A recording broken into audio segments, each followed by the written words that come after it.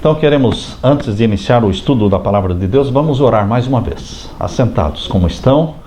Pai querido que estás nos céus, estamos aqui na Tua presença, em busca da Tua graça, agradecidos porque o Senhor escolheu um momento na semana para estarmos juntos, pertinho do Senhor, ouvindo a Tua voz através da Palavra Sagrada e também expressando nosso louvor através das nossas vozes, derramando diante do Senhor nossas preocupações, nossos pedidos e intercessões. É tão gostoso, Pai, termos alguém para agradecer, alguém para pedir, alguém para adorar. Ser presente através do Espírito Santo neste momento aqui. Responda sim, responda os anseios e os desejos que estão no coração de cada um dos filhos e filhas teus aqui neste momento. Em nome de Jesus pedimos e agradecemos. Amém, Senhor. Abra sua Bíblia em primeiro livro de Reis, o primeiro livro de Reis, capítulo 3, os versos 7 até o verso 9. O título do sermão para hoje é A Síndrome de Salomão. Vocês todos já ouviram falar de Salomão, né? Salomão ficou famoso no mundo pelo o Templo de Salomão. O Templo de Salomão, que não deveria ser chamado Templo de Salomão, deveria ser o Templo de Jeová. Mas Salomão se apropriou da fama e da popularidade, não é? E o templo hoje é conhecido como o Templo de Salomão. Isso não agradou a Deus, porque Deus não aprecia quando a glória que é dele é apropriada por uma outra pessoa. Quando alguém elogia você, quando alguém elogia a sua voz, quando alguém elogia o seu cabelo, quando alguém elogia a sua música, ou alguém elogia a sua inteligência, as suas realizações, os seus talentos e habilidades, em vez de você aceitar esse elogio, você desvia o elogio canalizando-o para Deus, dizendo: louvado seja Deus. Canalize a Deus toda a honra, toda a glória. Não tome para si. Abriram a Bíblia então em 1 Reis, capítulo 3, versos 7 a 9. Vamos ver aqui. Agora, pois, ó Senhor meu Deus, Tu fizeste reinar a Teu servo em lugar de Davi meu pai. Eu sou ainda menino pequeno, nem sei como sair, nem como entrar. E Teu servo está no meio do povo que elegeste, povo grande, que nem se pode contar, nem numerar pela sua multidão. A Teu servo, pois, dá um coração entendido para julgar ao Teu povo, para que prudentemente discirna entre o bem e o mal. Porque quem poderia julgar a este Teu grande povo? E esta palavra pareceu boa aos olhos do Senhor, que Salomão pedisse esta coisa. E o verso 12 diz: eis que fiz segundo as tuas palavras, eis que eu te darei um coração tão sábio e entendido que antes de ti teu igual não houve, e depois de ti teu igual se não levantará. E também até o que não pediste te dei, assim riquezas como glória, que não haja teu igual entre os reis por todos os teus dias. Queridos, foi tão lindo quando Salomão humildemente disse: eu sou como um menino, eu sou como uma criança, eu não sei como entrar, eu não sei como sair, me ensine como administrar esse povo, como aconselhar este povo. É tão bom quando nós somos humildes. A humildade é uma característica própria de Jesus. A humildade é uma característica própria de quem anda com Jesus. O orgulho fica longe. Você é humilde. E queridos, hoje nós vamos falar um pouquinho sobre Salomão. Qual é o teu personagem preferido? Interessante que geralmente quando perguntamos qual é o teu personagem bíblico preferido, dificilmente, aliás, só uma vez alguém me disse que era Salomão, o personagem preferido dele. Normalmente quando você pergunta para crianças e jovens Qual o teu personagem bíblico preferido? As pessoas dizem José, o escravo que se tornou governador do Egito. Moisés, o menino que foi colocado lá no cestinho, no rio Nilo, e se tornou também o quê? Filho da filha de Faraó. Outros dizem, meu personagem preferido é Esther. Muitas meninas, muitas moças dizem, minha personagem preferida é Esther. Aquela meninazinha que se tornou rainha, esposa de Assuero, no império da Medo-Pérsia. Queridos, qual é o teu personagem preferido? O meu personagem preferido é Paulo, aquele que mais sofreu depois de Cristo, o que mais apanhou depois de Cristo, mas aquele que também converteu muitas almas. Saulo, o perseguidor, que se tornou perseguido. Tem também o personagem Gideão, que com 300 homens conquistou um exército. Tem Daniel, que foi jogado na cova dos leões. Os personagens mais conhecidos e amados são Daniel, José, Jesus, principalmente, que é o número 1. Mas uma vez eu perguntei para um advogado, amigo da nossa família, qual é o teu personagem preferido na Bíblia? Ele disse Salomão. Eu disse, Salomão? Ele falou, Salomão. Por que você escolheu Salomão como seu personagem preferido? Ele disse, porque Salomão teve muitas mulheres. Muitas mulheres. E ele era mulherengo, não é? Esse advogado era mulherengo. Gostava de muitas mulheres. Eu disse, então você tem ele como personagem preferido. É porque ele teve 700 esposas e 300 concubinas. Ele sim gozou a vida. Ele soube gozar e desfrutar da vida. Verdade? Será que é assim mesmo? Queridos, o que vocês acham de Salomão? Será que Salomão é o exemplo de uma pessoa que realmente soube aproveitar a vida? Ou será que Salomão desperdiçou a vida? Ou será que Salomão esbanjou o que de maior e de maior bênção Deus deu para ele? Queridos, em Eclesiastes capítulo 2, abra sua Bíblia. Eclesiastes capítulo 2 e o verso 10. Vamos ler lá. Eclesiastes capítulo 2 e o verso 10. Aqui nós lemos. Veja o que Salomão falou. No final da vida dele, Salomão olhou para trás e ele falou o quê? O livro de Eclesiastes foi escrito já na velhice de Salomão. E você pode ter uma ideia do sucesso da vida de Salomão quando lê o livro de Eclesiastes. Verso 10 diz assim: e tudo quanto desejaram os meus olhos, não lhe o neguei. Quando você não nega nada para os seus olhos, tudo que seus olhos desejam você dá, você está num caminho o quê? Muito perigoso. Eu me lembro de um outro personagem da Bíblia que não negava nada para os seus olhos, chamando ele de Sansão. Sansão disse, eu quero aquela mulher, mas aquela mulher não presta, mas agrada os meus olhos. Todos os que buscam agradar os olhos, como aconteceu com Sansão, ele perdeu os olhos. Arrancaram os seus olhos. Ficou cego. Quem procura agradar os olhos, acaba ficando o quê? Cego. Salomão disse, tudo quanto desejaram os meus olhos, não lhe o neguei, nem privei o meu coração de alegria alguma. Mas o meu coração se alegrou com todo o meu trabalho, e esta foi a minha porção de todo o meu trabalho. Veja o que Salomão fez. Verso 4. Eclesiastes capítulo 2, verso 4. Fiz para mim obras magníficas, edifiquei para mim casas, plantei para mim vinhas. Tudo egoísmo, irmãos. Para mim, para mim, para mim.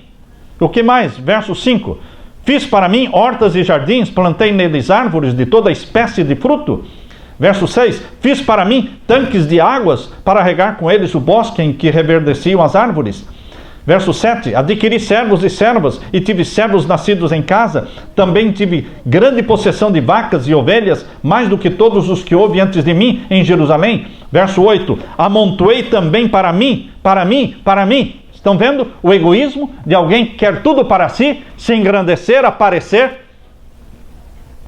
Ele explorou o povo, Salomão explorou o povo. Salomão colocou taxas, colocou impostos tão pesados sobre o povo, que quando Salomão morreu, o povo veio para o filho dele e disse: por favor, nos poupe, diminuindo os impostos, porque são muito pesados os impostos que Salomão colocou sobre nós. Para manter o luxo, para manter o harém que Salomão tinha, ele sacrificava e extorquia quem? O povo. Está parecendo com os dias de hoje, não é? Amontoei também para mim prata e ouro, joias de reis e das províncias, provi-me de cantores e cantoras e das delícias dos filhos dos homens e de instrumentos de música de toda a sorte. E o verso 9, e engrandeci-me. Ele pensou e focalizou um estilo de vida egoísta. Para mim, diz o verso 11, o verso 10, e tudo que agradar os meus olhos, não neguei. E agora o verso 11, olhei eu para todas as obras que fizeram as minhas mãos, como também para o trabalho que eu trabalhando tinha feito, e eis que tudo era vaidade e aflição de espírito, e que proveito nenhum havia debaixo do sol. No final da vida, Salomão olhou para trás e disse: não valeu nada. A minha vida foi um desperdício. Nada valeu. Foi só aflição de espírito, foi só sofrimento. Queridos, no verso 12, Salomão fala que ele cometeu desvarios e doidice.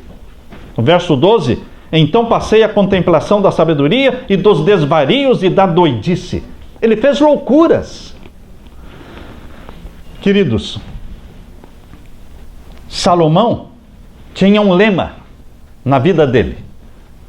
E esse lema é conhecido como a Síndrome de Salomão. Porque o lema dele era vinho, mulher e música. Vinho, mulher e música. Comida, bebida e prazer sexual. Esse foi o lema na vida de Salomão. Prazer, vinho, riquezas não preenchem o vazio de uma vida sem Deus. Muitos assumem que uma vez salvos, estão salvos para sempre. Muitos pensam assim. Uma vez salvo, salvo para sempre. Ou seja, a pessoa que está salva hoje nunca mais vai se perder. Vai continuar salva até o fim. Não é o que a Bíblia ensina. Eu posso estar salvo hoje e perdido amanhã. Eu posso estar casado hoje e amanhã o quê? Separado. Para manter um casamento, não é só se casar. Não é só ter o papel. Para manter um casamento precisa declarações de amor, carinho, amabilidade, bondade, cortesia, expressões de amor cada dia. Para sustentar um casamento. Não é pensar assim, casei e estou casado para sempre. Você tem que sustentar o casamento. A salvação, a mesma coisa. Você está salvo hoje, você tem que manter a tua salvação pela dependência diária de Jesus, pelo estudo diário da Bíblia. Muitos pensam, sou pastor hoje, sou pastor para sempre. Não.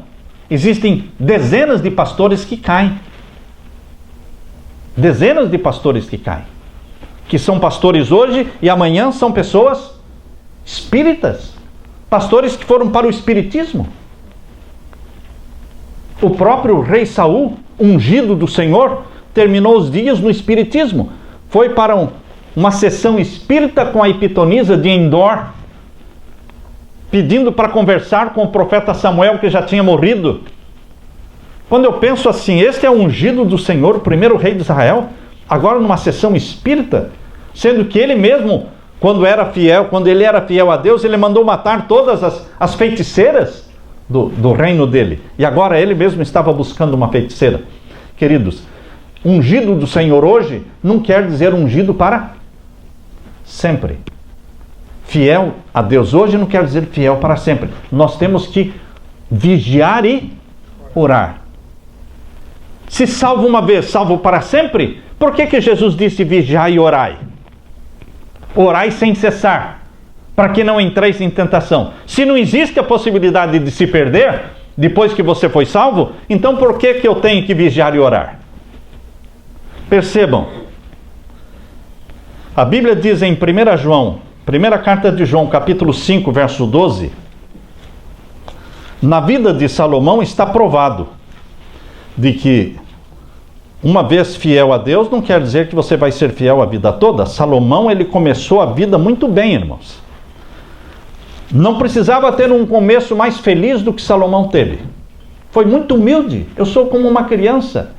Eu não sei como entrar, eu não sei como sair, eu não sei como administrar, eu não sei como aconselhar. Me ensine, Senhor. Eu sou como um menino. Começou bonito, mas depois ele se atrapalhou todo.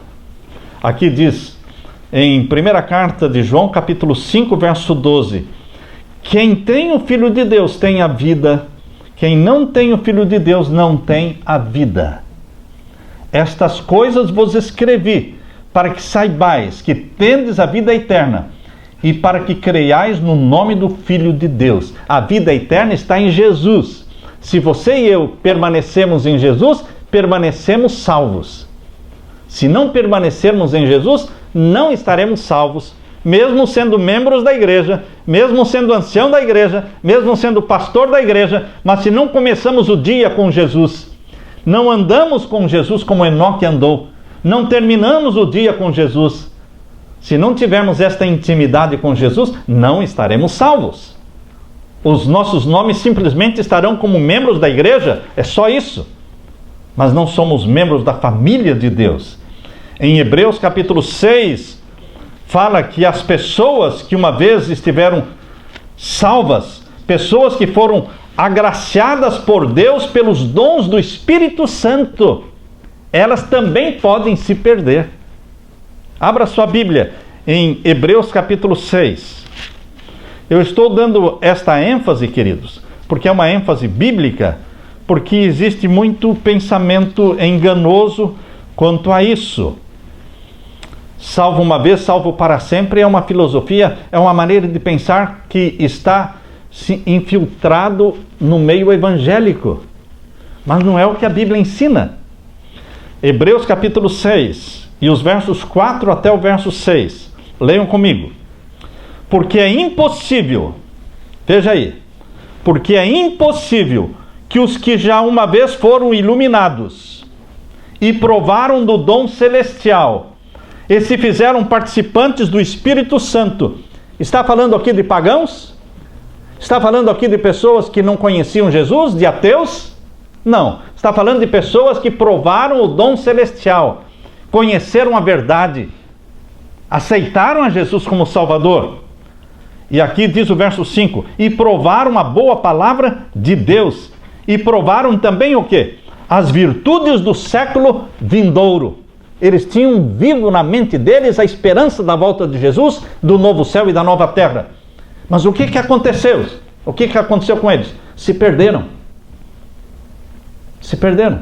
Porque diz aí, ó, o verso 4 diz, porque é impossível essas pessoas que experimentaram tudo isso e agora caíram no pecado e continuam no pecado, não é o passado delas que vai salvá-las. É a permanência em Jesus. O ramo tem que estar ligado na videira. Se o ramo não estiver ligado na videira, e a videira é Jesus, o ramo vai se secar e não vai produzir frutos para a glória de Deus. Por isso diz o verso 6, e recaíram, sejam outra vez renovados para o arrependimento, porque eles se tornaram calejados, com a consciência cauterizada. Não mexe, nada mais mexe com eles. Um apelo não mexe com eles. E recaíram, sejam outra vez renovados para o arrependimento, pois assim quanto a eles de novo crucificam o Filho de Deus e o expõem ao vitupério. Verso 7 diz, porque a terra que embebe a chuva, que muitas vezes cai sobre ela e produz erva proveitosa para aqueles por quem é lavrada, recebe a bênção de Deus. Mas a que produz espinhos e abrolhos é reprovada. Ou seja, você recebe a chuva do Espírito Santo. Recebe chuva do Espírito Santo. E em vez de produzir boa semente, produz o quê? Joio, más ações, envergonha Deus. Então Deus diz: estas pessoas não vão ser reconciliadas, porque elas ficaram cauterizadas. Estão vendo, irmãos? Mas a misericórdia de Deus é muito grande, irmãos. Porque o nosso tema hoje é sobre a síndrome de Salomão. E Salomão começou uma vida linda, mas ele se atrapalhou todo e a vida dele se tornou uma vida profana, uma vida promíscua. Você não consegue imaginar promiscuidade maior do que a que Salomão praticou. Se você pensar em adultério, ele ganha de todos. Se você pensar em fornicação, ele ganha de todos. Se você pensar em homossexualismo, ele ganha de todos. Se você pensar em relacionamento de gays, Salomão ganha de todos. Não tem o que Salomão não tem experimentado. Ele se tornou efeminado. Tão profundo ele desceu no pecado, na promiscuidade sexual, que ele se tornou efeminado. Mas, queridos, a boa notícia é que Salomão não está perdido. Essa é a boa notícia. Salomão está salvo. Não, para lá, pastor. Como é que pode uma coisa dessa? Um homem que fez tudo isso está salvo? Está. Mas então, qualquer um pode se salvar? É esse o ponto. Qualquer um pode se salvar, desde que se arrependa. E louvado seja Deus, no finalzinho da vida dele, na velhice dele, Deus falou com ele. Deus falou com ele quando ele era jovem, quando estava começando a ser rei. E depois Deus voltou a falar com ele na velhice, dizendo: você estragou tudo. Tudo que de bom eu te dei, você usou para o mal. Você profanou o templo. Você desviou o povo dos caminhos de Deus pela tua influência. Por isso eu vou arrancar o reino de você. Vou dar para outro. Você tem 12 tribos, você só vai ficar com 2. 10 tribos vão para o inimigo teu. Mas não vai ser nos teus dias. Eu vou esperar você morrer. E no reinado do teu filho, eu vou dividir. 10 tribos vão para o inimigo teu, Jeroboão. Queridos, aí ele queria matar Jeroboão. Porque Deus falou que Jeroboão ia ficar com 10 tribos. Mas Jeroboão fugiu para o Egito. E ficou lá até Salomão morrer. Salomão se arrependeu no finalzinho da vida dele, com muitas dores. Por isso ele escreveu o livro de Eclesiastes, irmãos, dizendo: olhando para trás, eu vi que tudo foi o quê? Perdido. Eu acumulei ouro, pedras preciosas, carros, casas, edifícios, e tudo só foi aflição de espírito. Quem busca somente dinheiro, fazendas, carros, bens, queridos, tudo isso é aflição de espírito. Isso é nada. Isso é nada. A nossa vida não está aqui para buscar dólares. Nossa vida não existe para buscar fazendas ou carros, bens materiais, irmãos. Nossa vida existe para buscar o céu. A única razão de vivermos que justifica a nossa vida no planeta Terra é o céu, é a esperança da volta de Jesus. Salomão perdeu de vista isso, mas graças a Deus, no finalzinho, no apagar da vida dele, ele se arrependeu, ele clamou perdão a Deus. Foi quando ele escreveu o livro de Eclesiastes. Queridos, Salomão foi sábio quando disse: sou ainda um menino pequeno, nem sei como sair, nem como entrar. E este espírito de humildade deve caracterizar a nossa vida.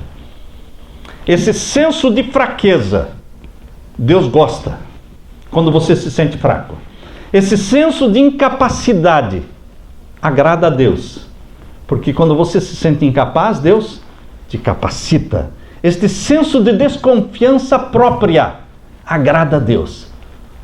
Porém, desagrada a Deus a autoconfiança.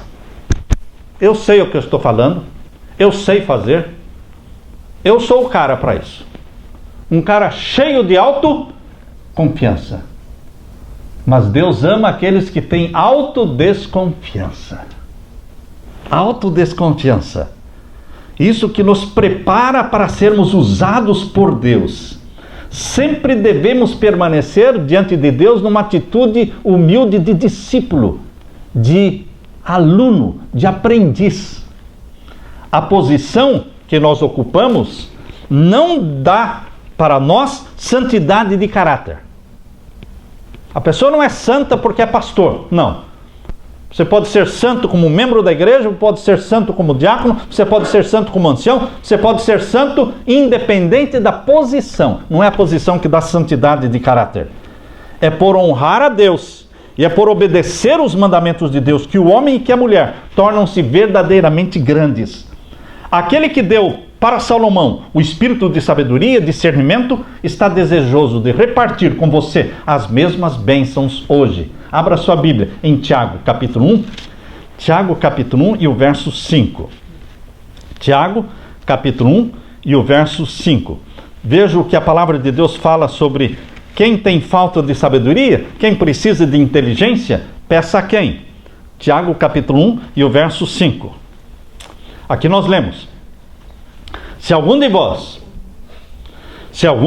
tem falta de sabedoria, aqui fala sabedoria, mas pode ser inteligência, pode ser de saúde, pode ser de emprego, pode ser de, enfim, você coloca aí a tua necessidade, tá certo? Você coloca aí a tua necessidade. Se você tem falta de sabedoria, peça a Deus. Peça a quem? A quem tem algo para dar. Eu, quando ia fazer recolta, quando ia arrecadar fundos para ajudar a assistência social adventista, eu ia pedir para empresários, e eu dizia sempre: nós temos que pedir um boi para quem tem uma boiada. Nós não vamos pedir um boi para quem só tem um boi. Nós temos que pedir um boi para quem tem uma boiada. Queridos, vocês querem sabedoria? Peça para aquele que é o pai da sabedoria, é Deus. Você quer inteligência? Peça para quem é o pai da inteligência, é aquele que tem todas as coisas. Peça, porém, a Deus, que a todos dá, diz aí, liberalmente. Você pede um pouquinho, Ele dá mais do que você pediu. Ele dá liberalmente, Ele dá uma medida transbordando. Eu me lembro quando eu comecei a faculdade de teologia, no primeiro dia da faculdade de teologia, eles fizeram um teste de QI, para ver a inteligência. Eu sempre me dei muito mal nisso, irmãos. Sempre me dei muito mal. Até hoje, se eu for fazer, não vai dar nada muito bom. E fizemos lá, e aí veio o resultado. Alguns tiraram lá 120, acima de 120, que dava pessoas gênias, pessoas super inteligentes. Eu tirei 86. E aí no gráfico lá dizia que quem alcançava 86 estava na faixa de otários ou idiota, uma coisa assim, parecida com isso. E aqui nos Estados Unidos, nem as provas, quando eles te devolvem, eles devolvem elas viradas para baixo. Ninguém pode saber a sua nota. Aqui nos Estados Unidos é assim. Ninguém coloca as notas no mural. Quando colocam no mural, cada aluno tem um código, ele lê, só ele sabe qual é a nota dele, ninguém mais sabe. Cada aluno tem um código. No doutorado, na Andrews, que nós fizemos, era assim. Mas no Brasil não, eles dão a prova aberta, assim, para todo mundo saber, e todo mundo ficou sabendo que eu tinha tirado 86, e aí todo mundo brincava, né? Como é que vai, o otário? Como é que vai? Queridos, eu orei a Deus, eu pedi a Deus, e graças a Deus me formei na faculdade de teologia com A, no mestrado com A, no doutorado com A. Ah, porque é sábio, é inteligente? Não, porque Deus é. É porque Deus é. E porque Deus é, e você pede, Ele dá. É a dependência de Deus. É a autodesconfiança que me leva aos pés de Jesus pedir. Peça que Ele dá liberalmente. Vocês entendem bem o que eu falo? A minha dicção, não entendem? O português não está numa dicção. Mas eu não era assim. Eu não conseguia pronunciar bem as palavras. Quando eu era menino, as pessoas caçoavam de mim porque eu não conseguia falar carroça, eu falava caloça. Eu não conseguia falar barranco, eu falava balanco. E um tio meu me fazia perguntas só para eu responder e ele ria. Eu tinha dificuldades para estudar, eu tinha dificuldades para falar. A minha professora pegava na minha mão, me ensinando a escrever, me ensinando a ler e a escrever, me dava aulas no domingo. No domingo ela dizia, vá lá na minha casa que eu vou dar aulas para você, adicionais, para me ajudar, porque eu precisava. Queridos, Deus ajuda aqueles que humildemente buscam e se assentam aos pés de Jesus como aprendizes, como alunos. Queridos, aqui diz, verso 6, peça porém com fé, não duvidando, porque o que duvida é semelhante à onda do mar, que é levada pelo vento e lançada de uma para outra parte. Não pense que tal homem receberá do Senhor alguma coisa. Peça porém com fé. Enquanto Salomão exaltou a lei do céu, Deus estava com ele. Foi dado sabedoria para ele. Mas veio um momento em que ele se esqueceu de Deus. Abra a Bíblia agora no primeiro livro de Reis, capítulo 11, irmãos. Primeiro livro de Reis, capítulo 11. Tem aqui a história desastrosa da vida de Salomão. Capítulo 11. Eu fico pensando, muitas vezes, por que Deus conta na Bíblia esses episódios, esses capítulos feios da vida de Davi, os capítulos horríveis da vida de Salomão. Por que Deus colocou na Bíblia? Por que Ele não escondeu isso? Veja aí o que Salomão fez, irmãos. 1 Reis, capítulo 11. Deus não esconde nada, coloca tudo. Para que você entenda que se Ele pôde salvar, se Ele conseguiu salvar Salomão, Ele pode salvar qualquer um. É a graça divina. Graça divina é essa que salva mesmo aqueles que você acha que não deveriam ser salvos. Existem pessoas que quando você pensa nelas, dizia, não seria bom essa pessoa ir para o céu. Se depender de mim, ele não vai. Porque são pessoas que você detesta. Mas a graça divina mostra que Deus transforma até mesmo essas pessoas. 1 Reis capítulo 11, verso 1 diz assim, o rei Salomão amou muitas mulheres estranhas. Veja, não é só que ele tinha muitas mulheres. Ele tinha muitas mulheres estranhas, ou seja, não eram do povo de Deus. Ele tinha chinesas, japonesas, não é? Ele tinha mulheres persas, mulheres egípcias, mulheres isso, mulheres aquilo. Irmãos, ele tinha um harém todo variado. Por isso a Bíblia diz, Salomão amou muitas mulheres estranhas, e isso além das filhas de Faraó. Além da filha de Faraó. Quais eram as mulheres que ele tinha? Moabitas, do povo de Moabe, os Amonitas, descendentes de Amon, né? Edomitas, descendentes de Esaú, Sidônias, Etéias, lá do povo Eteu, das nações de que o Senhor tinha dito aos filhos de Israel, não entrareis a elas, e elas não entrarão a vós. De outra maneira perverterão os vossos corações para seguirdes os seus deuses. A estas se uniu Salomão com amor.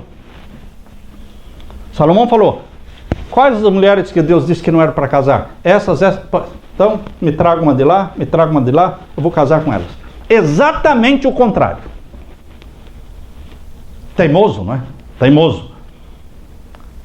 Mas ele estava resistindo ao Espírito Santo. Mas o Espírito Santo não deixa de trabalhar com você quando você está resistindo. Ele continua trabalhando muito tempo, sendo resistido, mas ele continua trabalhando.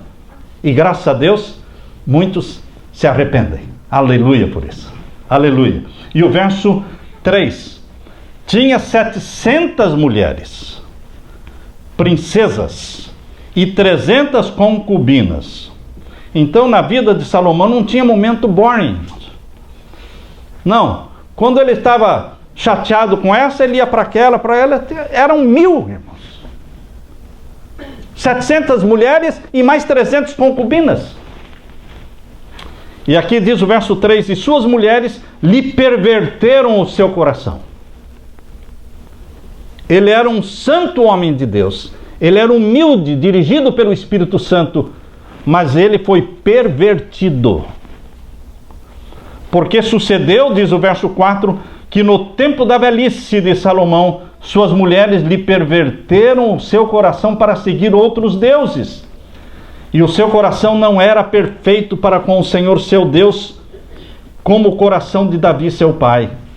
Porque Salomão andou em seguimento de Astarote. O que era Astarote? Astarote era a Ishtar, a deusa lua, Ishtar de Babilônia. Em Israel era conhecida como Astarote. A mesma deusa chamada no egípcio de Ísis era conhecida em Israel por Astarote. Salomão adorou esta deusa Astarote. O que mais? Deusa dos Sidônios, e em seguimento de Milcom, a abominação dos abomitas. Verso 6: assim fez Salomão o que parecia mal aos olhos do Senhor, e não perseverou em seguir ao Senhor como Davi seu pai. Então edificou Salomão um alto a Quemós, abominação dos moabitas, sobre um monte que está diante de Jerusalém, e a Moloque. Sabem quem era o deus Moloque? Moloque é Satanás. Eles queimavam crianças sobre o altar para Satanás. Colocavam crianças vivas, queimadas para... Salomão fez isso, irmãos.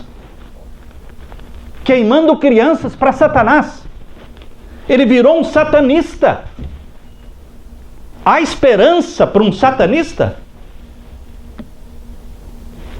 O sermão de hoje é para provar que existe esperança. William Schnoebelen, que escreveu vários livros, um dos livros que ele escreveu é o outro lado da maçonaria, do outro lado da luz. É um livro que ele escreveu. Outro livro que ele escreveu é Lúcifer Destronado. Ele era um satanista e hoje é ungido do Senhor. Ele vive salvando almas. Há esperança sim, para bruxos, para feiticeiros. Há esperança. A graça divina alcança qualquer um. Basta você dizer: Senhor, tem misericórdia de mim. E Deus está aí, a graça divina está aí junto de você, para restaurar, para perdoar e para apagar o passado. E aqui diz o verso 8: e assim fez para com todas as suas mulheres estranhas, as quais queimavam incenso e sacrificavam aos seus deuses, pelo que o Senhor se indignou contra Salomão, porquanto desviaram o seu coração do Senhor Deus de Israel, o qual 2 vezes lhe aparecera. Queridos, Salomão perdeu de vista o Deus de Israel. Cada vez confiava mais em si mesmo. No lado sul do Monte das Oliveiras, Monte das Oliveiras é de onde Jesus subiu para o céu. Jesus subiu para o céu do Monte das Oliveiras. No lado sul do Monte das Oliveiras, no lado oposto do Monte Moriá, onde se erguia o templo de Jeová, Salomão mandou construir sobre o Monte das Oliveiras um bloco de prédios para serem usados como santuários idólatras. Para satisfazer suas esposas, colocou ídolos, gigantescas imagens de madeira e de pedra, em adoração a Camus, abominação dos moabitas, e Moloque, Ali nesses altares idólatras foram praticados os mais degradantes ritos do paganismo, ritos licenciosos e revoltantes, relacionados à adoração de Astarote. Salomão caiu tão baixo que ele apresentava crianças vivas para serem queimadas. Tornou-se um libertino. Mulheres belas e atrativas foram levadas do Egito, da Fenícia, de Moabe e de Edom para Satanás, e elas fizeram com que Salomão adorasse demônios. Agora no livro Profetas e Reis, irmãos, anote esta página aí. Anote esta página, porque as pessoas podem não acreditar. O livro Profetas e Reis, a serva do Senhor, a profetisa de Deus, Ellen White, escreveu o seguinte, página 58. O caráter de Salomão, outrora nobre e masculino. Como é que era o caráter de Salomão no começo do seu reinado? Nobre e masculino. Tornou-se debilitado e efeminado. Esse é o resultado do pecado. A fé de Salomão foi suplantada por dúvidas ateísticas. Ele agora estava pensando como um ateu. Profetas e Reis, página 58. Eu não inventei isso da minha cabeça, meu irmão. A pessoa que começa a resistir o Espírito Santo e teimosamente continua a praticar os pecados que o Espírito Santo já mostrou que são pecados, ele não imagina quão baixo ele vai descer, quão profundo ele vai cair no pecado. Salomão foi derrubado pela sua autoconfiança. No livro Desejado de Todas as Nações, existe um pensamento que eu quero que vocês marquem a página também, porque é um pensamento que deve ser decorado, que diz que o que nos torna úteis para Deus é a nossa autodesconfiança. Autoconfiança é coisa de seminários de autoajuda. A Bíblia não ensina autoconfiança. A Bíblia ensina autodesconfiança. E vejam o que está escrito no livro Desejado de Todas as Nações, página 226. E muitos não acham a página e falam, pastor, fale o capítulo, porque aí fica mais fácil a gente achar. Capítulo 25, do Desejado de Todas as Nações, página 226, diz assim: a primeira coisa a ser aprendida por todos os que desejam tornar-se cobreiros de Deus é a desconfiança de si mesmos. Qual é a primeira coisa que eu tenho que aprender? A desconfiança de mim mesmo. Para eu poder ser útil para Deus. Porque eu tenho que confiar em Deus e não confiar em mim. Acham-se então preparados para lhes ser comunicado o caráter de Jesus. Não é o copo vazio que é difícil levar, irmãos. Já viram aquelas brincadeiras que eles fazem de correr com um copo cheio d'água? Ou correr com uma colher com um ovo em cima da colher? Para ver quem consegue correr e não derrubar a água do copo? Ou então, queridos, é fácil correr com um copo vazio. Difícil é correr com um copo cheio. Não é o copo vazio que se torna difícil de ser transportado. Isso está no livro Profetas e Reis. Foi de lá que eu tirei esse pensamento. É o copo cheio, que precisa ser cuidadosamente equilibrado para ser conduzido. A aflição e as dificuldades da vida podem causar tristeza. Mas não existe muito perigo na aflição e na adversidade. O maior perigo está onde? Na prosperidade. É ali que representa o maior perigo para a vida espiritual. Na prosperidade. Quando você tem que clamar a Jesus Cristo pelo pão de cada dia, está tudo bem, porque Jesus quer que seja assim mesmo. O maná era dado só para um dia, para que a gente fosse dependente dele. Quando você está clamando dia a dia pelo pão de cada dia, Deus está dizendo, está tudo bem, estamos bem, você e eu. Agora, quando você tem poupança, que pode te ajudar a viver 1 mês, 2 meses, 1 ano, tranquilo, você já relaxa a oração, você já não clama mais para Deus, Você já não busca e Deus se entristece, porque Ele gostaria que você fosse dependente dEle. No vale da humilhação, onde nós dependemos de Deus para sermos ensinados e guiados em cada passo, existe uma relativa segurança. Profetas e Reis, páginas 59 e 60. Salomão permitiu que os homens falassem dele como sendo digno de louvor, pela glória do templo. Por isso o templo ficou conhecido como o Templo de Salomão, porque ele aceitou. Aqui está nascendo uma igreja.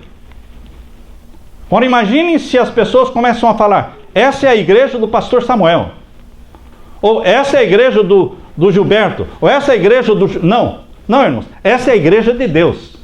Vamos deixar os nomes das pessoas de lado, porque a glória tem que ser para quem? Para Deus. Salomão permitiu que as pessoas chamassem o templo de Salomão. 10 vezes, 1000 vezes, 1 milhão de vezes chamaram o templo de Salomão, que hoje, no mundo hoje, ainda é conhecido como o templo de Salomão. Ele tomou para si a glória que era de Deus. Isso desagrada a Deus. Nenhum homem ou mulher pode mostrar maior fraqueza do que permitir que se lhe atribua a honra e o louvor por dons, por talentos ou habilidades que são outorgados por Deus. O verdadeiro cristão fará que Deus seja o primeiro na sua vida, o último e o melhor em tudo. 4 lições que nós vamos aprender da vida de Salomão, irmãos. 4 lições. Primeira, renúncia e desprendimento. Negue-se a si mesmo. Vocês viram que nos versos de Eclesiastes, que nós lemos, capítulo 2, Salomão disse: para mim eu edifiquei, para mim eu consegui isso, para mim eu fiz aquilo, tudo eu.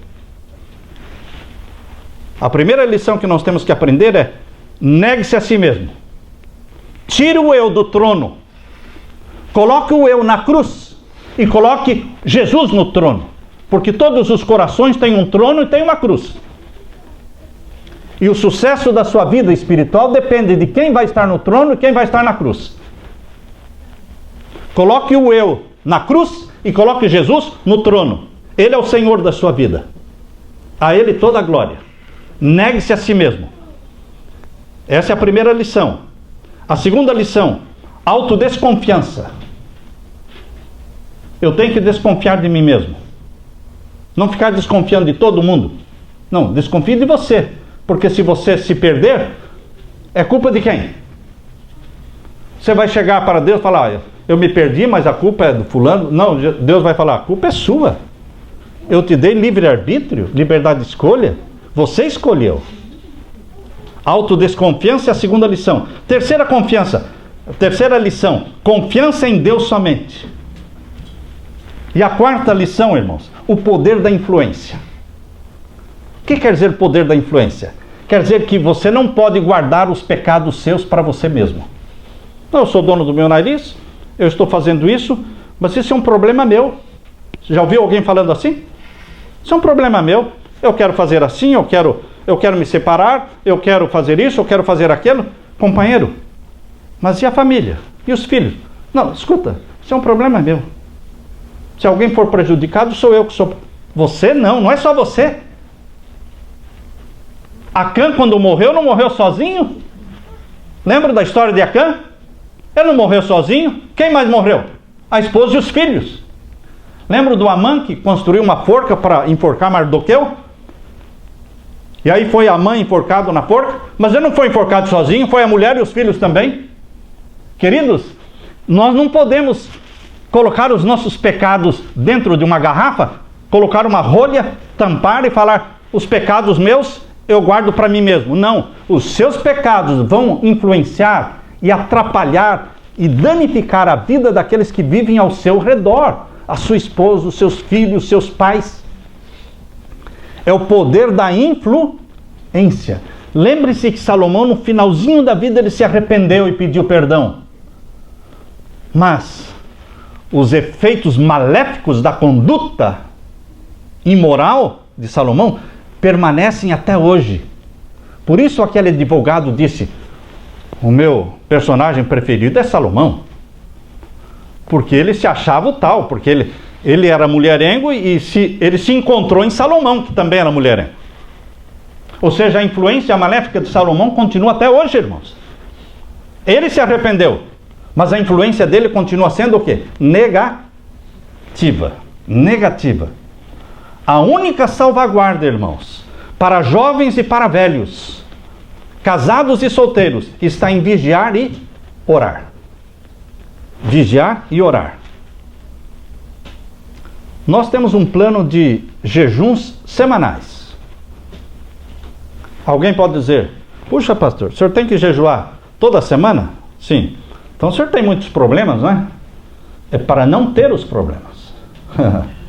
É diferente, irmãos. A gente não jejua porque tem muitos problemas. A gente jejua para não ter mais problemas. Ah, está jejuando toda semana? Então tua família está perdida? Não, é para a minha família não se perder.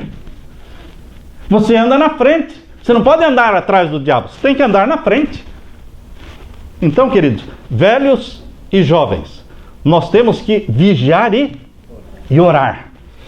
Durante muitos anos, uma pessoa pode ter gozado genuína experiência cristã, mas ela ainda está exposta aos ataques de Satanás.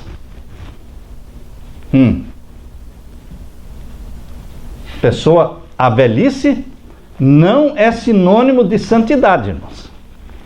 A velhice não é sinônimo de consagração. Não. Nós somos tentados enquanto o coração estiver batendo. Assim advertiu. Quero terminar lendo para vocês a segunda carta de Paulo aos Coríntios, capítulo 6, irmãos.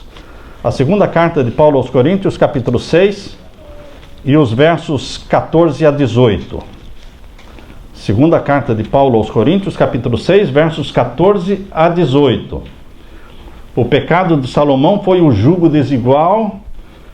Ele se uniu com mulheres estranhas, e veja o que a palavra de Deus fala, 2 Coríntios capítulo 6, versos 14 em diante. Não vos prendais a um jugo desigual com os infiéis. Porque que sociedade tem a justiça com a injustiça? E que comunhão tem a luz com as trevas? E que concórdia há Cristo entre Cristo e Belial? Ou que parte tem o fiel com o infiel? E que consenso tem o templo de Deus com os ídolos? Porque vós sois o templo do Deus vivente. O que você e eu somos? Templos do Deus vivente. Como Deus disse, neles habitarei. Deus quer habitar em nós. Entre eles andarei. Eu serei o seu Deus, eles serão o meu povo. Aleluia! É isso que Deus quer, intimidade com você. Pelo que saí do meio deles e apartai-vos, diz o Senhor, e não toqueis nada imundo, eu vos receberei. Estamos no mundo, mas não somos do mundo. Eu serei para vós pai, diz o verso 18, e vós sereis para mim filhos e filhas, diz o Senhor Todo-Poderoso. Queridos, este é o sonho de Deus para você. Tratá-lo como filho e como filha, e fazer de você o templo do Espírito Santo.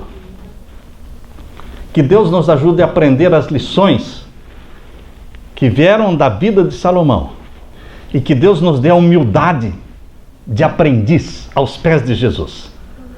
A desconfiança própria, mas a confiança plena em Jesus Cristo. Que Deus derrame as bênçãos sobre você, meu querido irmão, querido amigo. É minha oração. Amém? Amém. Deus seja louvado.